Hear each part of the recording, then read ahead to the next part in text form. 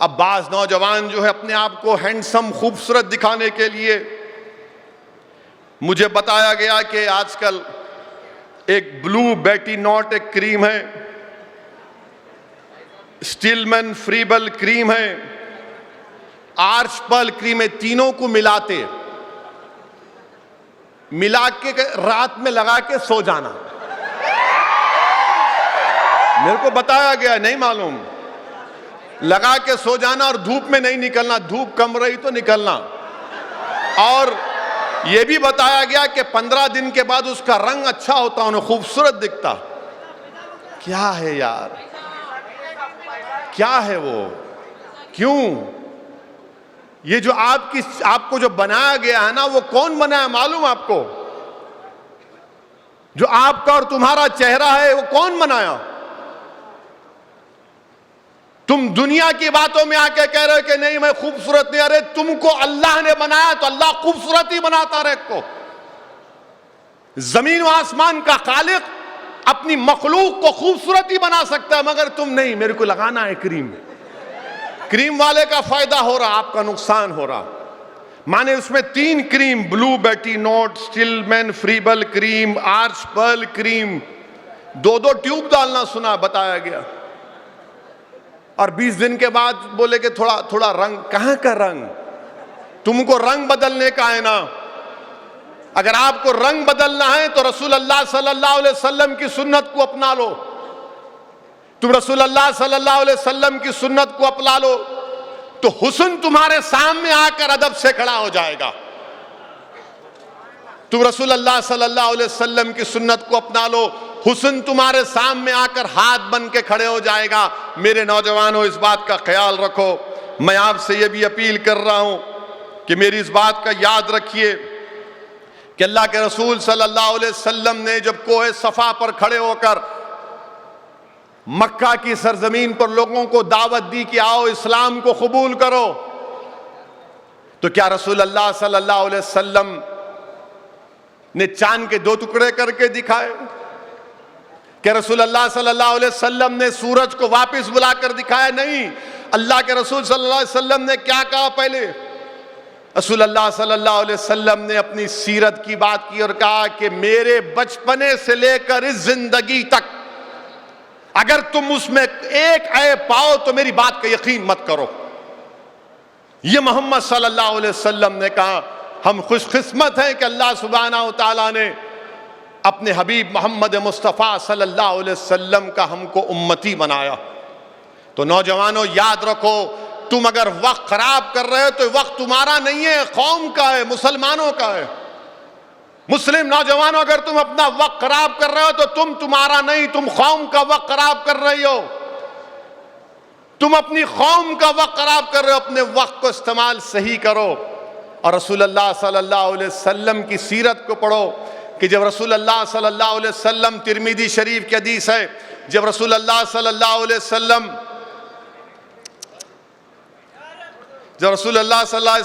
जब किसी से मिलते तो पहले हाथ मिलाते, पहले मुसाफा करते और उस वक्त तक उसके हाथ को नहीं छोड़ते कि जब तक वो हाथ ना छुड़ा ले।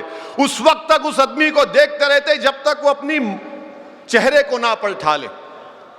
और इसलिए वाक़यात में आया कि मदीने में एक मर्तबा एक दीवानी हमारी माँ ने अल्लाह के रसूल सल्लल्लाहु अलैहि वसल्लम का हाथ पकड़ लिया और हाथ पकड़कर पूरा मदीना रसूल अल्लाह सल्लल्लाहु अलैहि वसल्लम को पिरा रही है और जमाना उस पर रश कर रहा है कि दीवानी नहीं है, यह अक्लमंद है। इसने मोहम्मद मुस्तफ़ा सल्लल्लाहु अलैहि वसल्लम का हाथ पकड़ लिया और रसूल अल्लाह सल्लल्लाहु अलैहि वसल्लम उससे क्या कहते हैं कि मेरी माँ, तू परेशान मत हो, तू मुझसे जो बोलना चाहती है बोल, मैं सुनने तैयार हूं। तू मुझे कहां लेकर जाना चाहती, लेके चल, मैं चलने को तैयार हूं। ये अल्लाह के रसूल सल्लल्लाहु अलैहि वसल्लम है। अल्लाह के रसूल सल्लल्लाहु अलैहि वसल्लम भूखे हैं। सहाबा कराम कहते हैं रसूल अल्लाह भूखे हैं, तो रसूल अल्लाह सल्लल्लाहु अलैहि वसल्लम भूखे रहकर सहाबा कराम को खजूर देते हैं। एक दूध का प्याला है, 70 सहाबी हैं, अल्लाह के रसूल सल्लल्लाहु अलैहि वसल्लम सबको पिलाकर आखिरी में पीते हैं। बदर का सफर है, जंगे बदर का सफर है। शेर खुदा हजरत अली साद हैं, अबू लुबाबा रदी अल्लाह ताला अन्हु साथ है। रसूलुल्लाह सल्लल्लाहु अलैहि वसल्लम ऊंट पर सवार हैं और जब बारी आई शेर खुदा की और अबू लुबाबा की बैठने की, तो दोनों ने अर्ज किया रसूलल्लाह आप बैठिए सल्लल्लाहु अलैहि वसल्लम। तो अल्लाह के रसूल सल्लल्लाहु अलैहि वसल्लम ने मना किया और कहा कि मैं तुमसे ज्यादा ताकतवर हूं चलने में, मैं तुमसे ज्यादा अजर का तलबगार हूं। रसूलुल्लाह सल्लल्लाहु अलैहि वसल्लम ने इनकार कर दिया। मेरे अजीज दोस्तों और बुजुर्गों, नौजवानों, इन बातों को याद रखो और मैं आपको ये बात बताना जरूरी समझता हूं।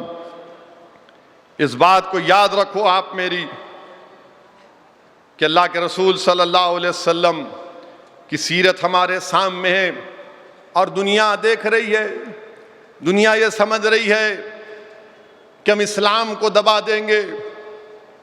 हमारे मुल्क में बाज़ ताकतें हैं जो ये समझते हैं कि हमको अगर दीन के फ़राइज़ से रोक दिया जाएगा तो इस्लाम को ख़त्म कर देंगे। याद रखो, इस्लाम कोई निवाला नहीं है कि तुम हज़म कर लोगे। इस्लाम को अगर तुम ये समझ कर आओगे तो याद रखो, ये कोई निवाला हम नहीं है, हम कोई चने बटाने नहीं है, लोहे के चने हैं, तुमको चबाना पड़ना मुश्किल पड़ जाएगा।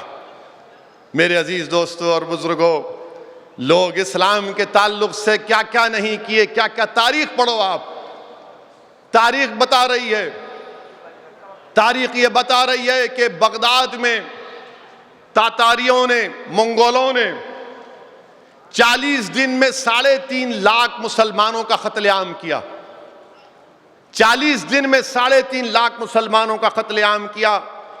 और हलाकू ने कहा कि जितनी कुरान है बगदाद से लाओ। कुरान को जला दिया।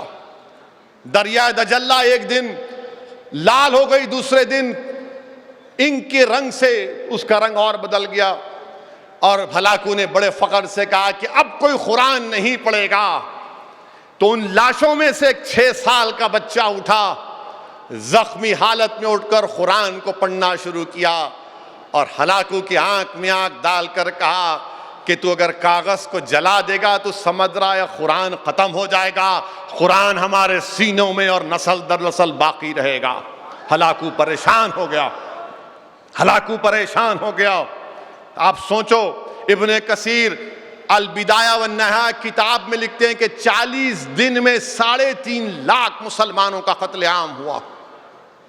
3.5 लाख। और वही हलाकू का पोता, हलाकू का पोता इस्लाम कबूल कर लेता है। हलाकू के पोता इस्लाम कबूल करता है। एक कादरी शेख की दावत पर वो जब जाकर मिलते हैं, उसको इस्लाम सिखाते हैं। लंबा वाकया है।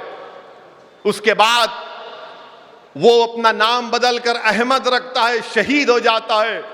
फिर मोहम्मद गजन उसका भतीजा, और फिर उसके बाद बरका खान शमसुद्दीन बाकोरी रहमतुल्लाह अलैह के हाथ पर इस्लाम कबूल करता, जिन्होंने 40 दिन में 3.5 लाख मुसलमानों को कत्ल किया। वो इस्लाम की हिफाजत में खड़े हो गए।